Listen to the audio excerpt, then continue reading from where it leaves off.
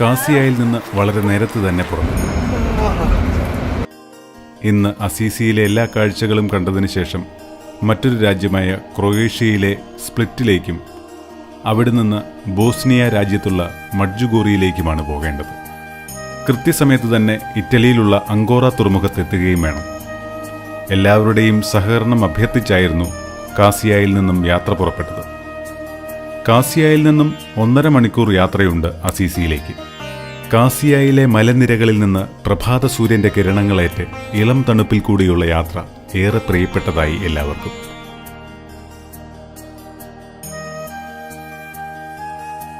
സ്നേഹത്തിന്റെ താഴ്വര, അതാണ് അസീസി. വിശ്വാസിയും അവിശ്വാസിയും ചരിത്രകാരന്മാരും തീർത്ഥാടകരും ഒരുപോലെ ഇഷ്ടപ്പെടുന്ന അസീസി. സ്നേഹത്തിന്റെ പരമോന്നതയിലേക്കാണ് അസീസി എല്ലാവരെയും ക്ഷണിക്കുന്നത്. 2ാം ക്രിസ്തു എന്നറിയപ്പെടുന്ന ഫ്രാൻസിസ് അസീസിയുടെയും സെയിന്റ് ക്ലാരയുടെയും 21ാം നൂറ്റാണ്ടിന്റെ വിശുദ്ധൻ, മാധ്യമ ശുശ്രൂഷയുടെ മധ്യസ്ഥൻ കാർലോ അക്വിറ്റിസ്, ഇവരുടെ ശവകുടീരങ്ങൾ കാണുവാനും പ്രാർത്ഥിക്കുവാനുമാണ് ഈ യാത്ര. 1182 ഇറ്റലിയിൽ അംബ്രിയ പ്രദേശത്ത് അസീസി എന്ന പട്ടണത്തിൽ പട്ടുവസ്ത്ര വ്യാപാരിയായിരുന്ന ബെർണാഡിന്റെയും ലേഡി പിക്കായുടെയും മകനായി ഫ്രാൻസിസ്കോ ജനിച്ചു. ലോകസുഖങ്ങളെല്ലാം ആസ്വദിച്ചായിരുന്നു ജീവിതം. എന്നാൽ 20ാം വയസ്സിൽ അസീസിയും അയൽപട്ടണമായ പെറൂജിയയും തമ്മിലുണ്ടായ യുദ്ധത്തിൽ അസീസിക്ക് വേണ്ടി സൈന്യത്തിൽ ചേർന്നു. യുദ്ധത്തിൽ തോറ്റ അസീസി സൈന്യത്തിൽ നിന്നും ഫ്രാൻസിസ്കോയെ പെറൂജിയൻ സൈന്യം തടവുകാരനാക്കി. 1 വർഷത്തോളം തടവറയിൽ കഴിഞ്ഞിരുന്ന അദ്ദേഹം രോഗബാധിതനായി. രോഗാവസ്ഥയിലുണ്ടായ ശൂന്യതാബോധം ഫ്രാൻസിസിനെ ഒരു പുതിയ മനുഷ്യനാക്കി മാറ്റുകയാണുണ്ടായത്. തടവറയിൽ നിന്നും പുറത്തിറങ്ങിയ ഫ്രാൻസിസ് അസീസിക്കടുത്തുള്ള ഒരു ഗുഹയിൽ താമസിച്ചു. അവിടെ നിന്നും പുറത്തിറങ്ങിയ ഫ്രാൻസിസിനെ തെരുവിൽ കണ്ടവർ ഒരു ഭ്രാന്തൻ എന്നോണം കൂകി വിളിക്കുകയും കല്ലെറിയുകയും ചെയ്തു. ഇതറിഞ്ഞ അപ്പൻ ബെർണാഡ് ഫ്രാൻസിസിനെ വീട്ടിൽ ഒരു മുറിയിൽ പൂട്ടിയിട്ടു. അമ്മയുടെ സഹായത്താൽ മോചിതനായ അദ്ദേഹം ലൗകിക സുഖസൗകര്യങ്ങൾ എന്നേക്കുമായി ഉപേക്ഷിച്ചു. തുടർന്ന് അസീസിയിലും പരിസരങ്ങളിലും ക്രിസ്തുവിനെയും ക്രിസ്തുവിന്റെ സ്നേഹത്തെക്കുറിച്ചും പ്രസംഗിച്ച് തെരുവിലൂടെ നടന്നു. ഒരിക്കൽ പ്രാർത്ഥിച്ചുകൊണ്ടിരുന്നപ്പോൾ കുരിശിൽ നിന്ന് എന്റെ പള്ളി പുതുക്കിപ്പണിയാൻ ആവശ്യപ്പെടുന്ന ഒരു സ്വരം കേട്ടു. അസീസിയിൽ തകർന്നു കടന്നിരുന്ന ഡാമിയന്റെ പള്ളി പലരുടെ സഹായത്തോടെയും വീട്ടിൽ നിന്ന് എടുത്ത പണവും കൊണ്ട് പള്ളിപണി പൂർത്തിയാക്കി. വീട്ടിൽ നിന്ന് പണം എടുത്തതറിഞ്ഞ അപ്പൻ ബെർണാഡ് മെത്രാനോട് പരാതി പറയുകയും ഫ്രാൻസിസിനെ മർദ്ദിക്കുകയും ചെയ്തു. എന്നാൽ ആ യുവാവ് എല്ലാ സമ്പത്തും ധരിച്ചിരുന്ന വസ്ത്രങ്ങളും അഴിച്ചുമാറ്റി എല്ലാ സമ്പത്തും അപ്പന് കൈമാറി മെത്രാന്റെ മുമ്പിൽ നഗ്നനായി നിന്നു. എന്നാൽ ഇത് കണ്ട മെത്രാൻ തന്റെ തിരുവസ്ത്രം കൊണ്ട് ഫ്രാൻസിസിനെ പൊതിയുകയാണുണ്ടായത്. തെരുവിലേക്കിറങ്ങിയ ഫ്രാൻസിസിന് ധാരാളം അനുയായികളും ഉണ്ടായി. ഇവർ ചെറിയ സന്യാസിമാർ എന്നറിയപ്പെടാൻ തുടങ്ങി. ഫ്രാൻസിസ് മരിക്കുന്നതിന് 2 വർഷം മുമ്പ് 1224 പ്രാർത്ഥനയിലായിരിക്കുമ്പോൾ ഒരു ദൈവിക ദർശനമുണ്ടാവുകയും ക്രിസ്തുവിന് സമാനമായ പഞ്ചക്ഷതങ്ങൾ ലഭിക്കുകയുമുണ്ടായി. കഠിനാധ്വാനവും താപസ ജീവിതവും കൊണ്ട് ദുർബലമായിരുന്ന ഫ്രാൻസിസിന്റെ ശരീരത്തെ പഞ്ചക്ഷതങ്ങൾ പിന്നെയും തളർത്തി. കാഴ്ച നഷ്ടപ്പെട്ടു. ചികിത്സകളെല്ലാം വിഫലമായി. അങ്ങനെ അസീസിക്കടുത്തുള്ള പോർസിംഗിളായിൽ വെച്ച് 1226 ഒക്ടോബർ 3-ാം തീയതി അദ്ദേഹം മരിച്ചു. 1226 ഗ്രിഗറി 9ാമൻ പാപ്പ അദ്ദേഹത്തെ വിശുദ്ധനായി പ്രഖ്യാപിച്ചു. ചെന്നെത്തിയത് അതിവിശാലമായ ഒരു പാർക്കിംഗ് ഗ്രൗണ്ടിലേക്കാണ്.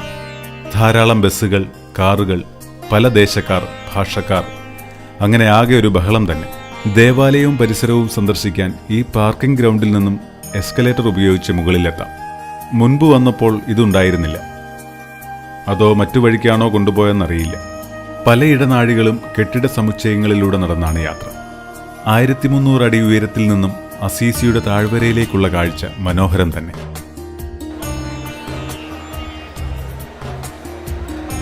ഇത് അസീസി ഭരിച്ചിരുന്ന റോമാ സാമ്രാജ്യത്തിന്റെ പുരാതന നിർമ്മിതികളാണ്.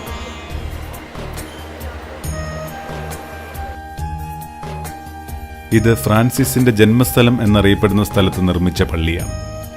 ഇവിടെയാണ് ഫ്രാൻസിസ് ജനിച്ചതെന്ന് കരുതപ്പെടുന്നു. എല്ലാ സമ്പന്നതയും ഉപേക്ഷിച്ച് ക്രിസ്തുവിന്റെ സ്നേഹം തേടിപ്പോയപ്പോൾ ഈ സമ്പന്ന ഭവനം അനാഥമാവുകയും നാശോന്മുഖമായി തീരുകയുമാണുണ്ടായത്.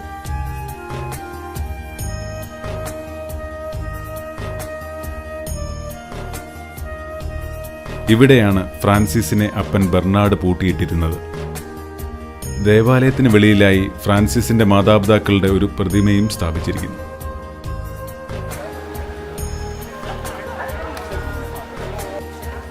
അടുത്ത ലക്ഷ്യസ്ഥാനം ഫ്രാൻസിസിന്റെ ശവകുടീരം സ്ഥാപിച്ചിട്ടുള്ള ദേവാലയത്തിലേക്കാണ്.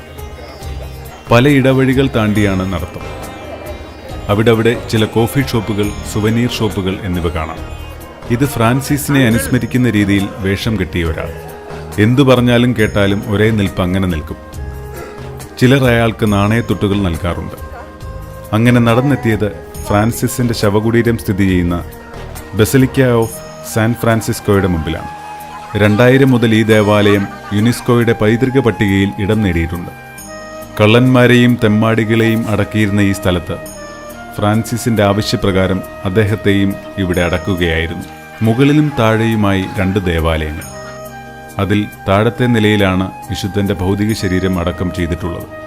ഇപ്പോൾ ഒരു തരത്തിലും ഫോട്ടോയോ വീഡിയോയോ എടുക്കുവാൻ അനുവദിക്കുന്നില്ല.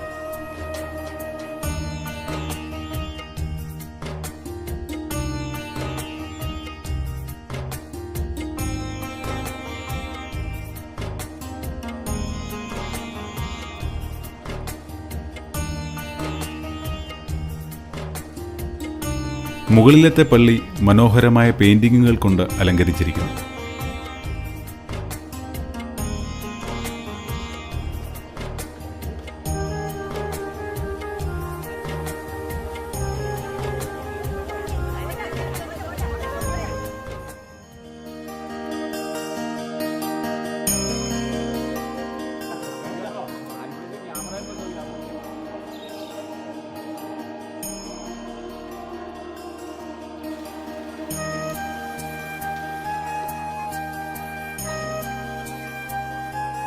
വല്ലതാണോ?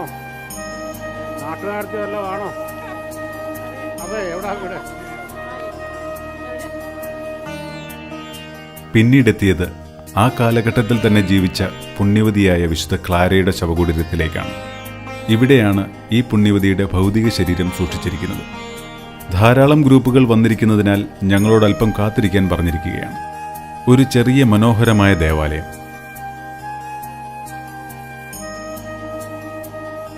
ഭൂമിക്കടിയിലുള്ള ഒരു നിലവറയിലാണ് ഭൗതിക ശരീരം സൂക്ഷിച്ചിരിക്കുന്നത്.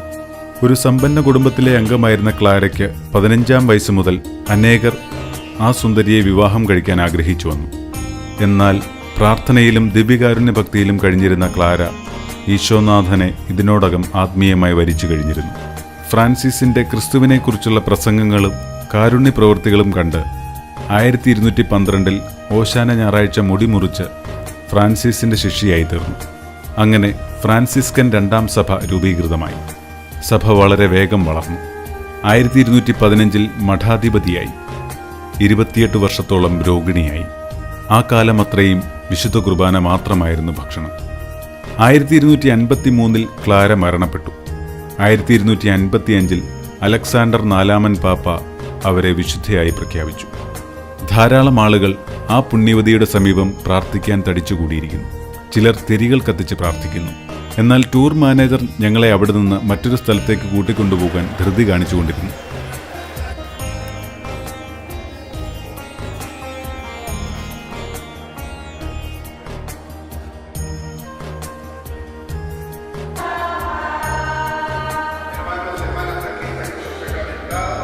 ഇത് അസീസിയിലെ ഏറ്റവും പഴക്കം ചെന്ന പള്ളികളിലൊന്നായ സെയിന്റ് മേരീസ് മേജർ ചർച്ചാണ്.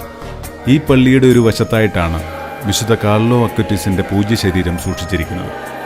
യുവതലമുറയുടെ അഭിമാനം, കമ്പ്യൂട്ടറിനെയും ഇന്റർനെറ്റിനെയും ഇൻസ്റ്റാഗ്രാമിനെയും പ്രണയിച്ച ജീൻസ് ഇട്ട ബാക്ക് പാക്ക് തോളിൽ തൂക്കിയിട്ട ഒരു ചെറുപ്പക്കാരൻ. 1991 മെയ് 3 ലണ്ടനിൽ ഒരു സമ്പന്ന കുടുംബത്തിലാണ് കാർലോ അക്വിറ്റസ് ജനിച്ചത്. സൈബർ അപ്പസ്തോലൻ എന്നാണ് ഈ ബാലൻ അറിയപ്പെടുന്നത്. 11-ാം വയസ്സിൽ ലോകത്ത് ഇന്നേ വരെ നടന്നിട്ടുള്ള ദിവ്യകാരുണ്യ അത്ഭുതങ്ങളെക്കുറിച്ച് ഒരു വെബ്സൈറ്റ് നിർമ്മിക്കുകയും അവിടെയെല്ലാം അവൻ മാതാപിതാക്കളുടെ സഹായത്തോടെ സന്ദർശിക്കുകയും ചെയ്തു. ജീവിതത്തിൽ ഒരിക്കൽ പോലും വിശുദ്ധ കുർബാന മുടങ്ങാതിരിക്കാൻ കാർലോ ശ്രദ്ധിച്ചിരുന്നു. 15-ാം വയസ്സിൽ 2006 ഒക്ടോബർ 12 ലുക്കീമിയ ബാധിച്ച് മരണപ്പെട്ടു. 2020 ഒക്ടോബർ 10 വാഴ്ത്തപ്പെട്ടവരുടെ ഗണത്തിലേക്ക് ഉയർത്തപ്പെട്ടു. ധാരാളം ആളുകൾ വിശുദ്ധന് തങ്ങളുടെ അപേക്ഷകൾ സമർപ്പിക്കുന്നു. അങ്ങനെ തങ്ങൾ ജീവിച്ചിരിക്കുമ്പോൾ തന്നെ വിശുദ്ധനാക്കപ്പെട്ട ഒരാളെ കണ്ട ചാരിതാർത്ഥ്യത്തിലായിരുന്നു മടക്കം.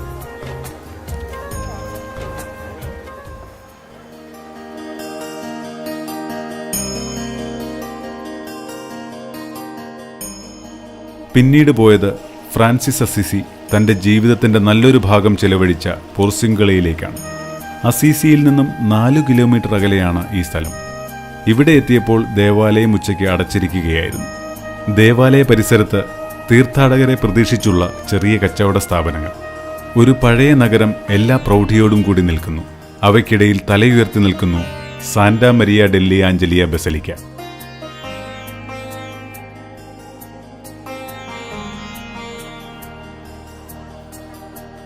ആ ദേവാലയത്തിനുള്ളിൽ ഒരു ചെറിയ ദേവാലയം.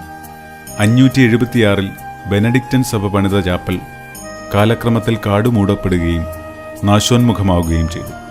ഫ്രാൻസിസ് പ്രാർത്ഥിച്ചുകൊണ്ടിരുന്നപ്പോൾ ഉണ്ടായ വെളിപാടിൽ ഈ ദേവാലയം പുതുക്കിപ്പണിയാൻ ആരംഭിച്ചു. അതാണ് പോർസുംഗള എന്ന ഈ ദേവാലയം. ഫ്രാൻസിസ്കൻ സഭയുടെ ആരംഭം ഇവിടെ നിന്നാണ്. ഫ്രാൻസിസ് മരിച്ചതും ഇവിടെ കിടന്നാണ്.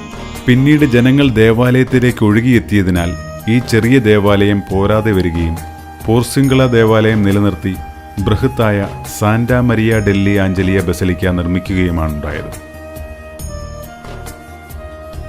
ദേവാലയത്തിൻ്റെ ഉള്ളിൽ സൈഡിലൂടെയുള്ള ഇടനാഴിയിലൂടെ നടന്നാൽ ഫ്രാൻസിസ് പ്രാവിനോട് സംസാരിക്കുന്ന ശില്പം കാണാൻ കഴിയും.